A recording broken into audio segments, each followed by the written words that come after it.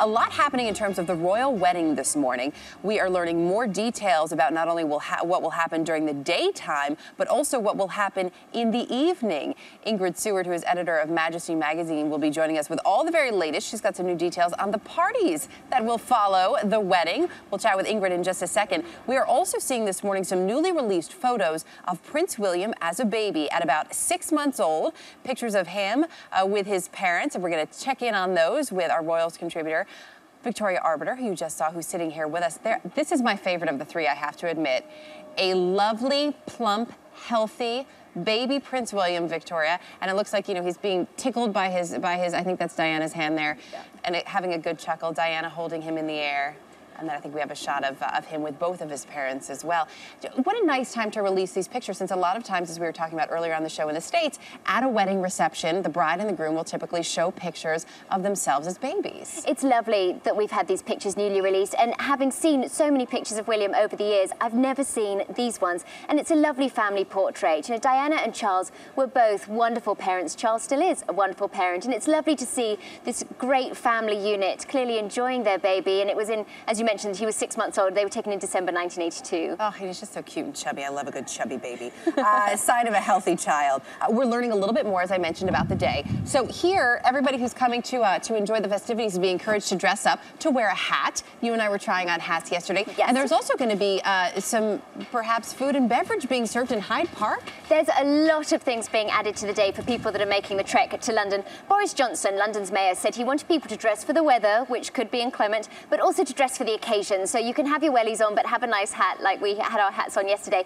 They're expecting around 200,000 people in Hyde Park to watch on the big screens. Hyde Park is sort of like Central Park. There's a lot of special events there. And 20,000 people in Trafalgar Square. They're going to serve Pimm's, champagne and fruitcake so that people can toast the happy couple. Wow, how about that? You mentioned the weather may be a little bit inclement. Want to bring a raincoat. This was, it seemed, the talk of every breakfast show, as morning TV is called here, and every newspaper this morning. We were expecting a little drizzle. Now we're expecting full-on thunderstorms, which is obviously going to be very disappointing. If it can hold out until later in the day, so much the better. The crowds will still come. British people are very stoic. Umbrellas are going to add chaos, but it starts to become a problem if William and Kate have to be in the glass coach, which has been put on standby just in case. Having been in Anglesey and St Andrews, I know that William and Kate too are made of hardy stock, but of course, if it's pouring rain, then Kate wants to be covered.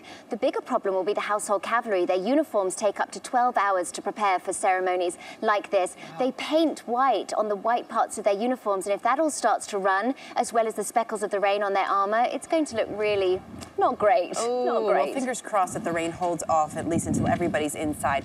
We are learning, too, very quickly that there's going to be at least one private moment for the newlyweds. Yes, it's tradition at British weddings for the couple to go into the back, into a private area to sign the registry. William and Kate will go into a small chapel, St Edward the Confessor, behind the altar. They'll go with their immediate families and no cameras, so a very private moment. It'd be nice if they'll have at least that one moment. We're also learning more. I want to bring in Ingrid Seward now. Ingrid, about the parties. There are 3 receptions in all, I guess, after the ceremony. Tell us a little bit more about what you've learned as to what will happen at those parties.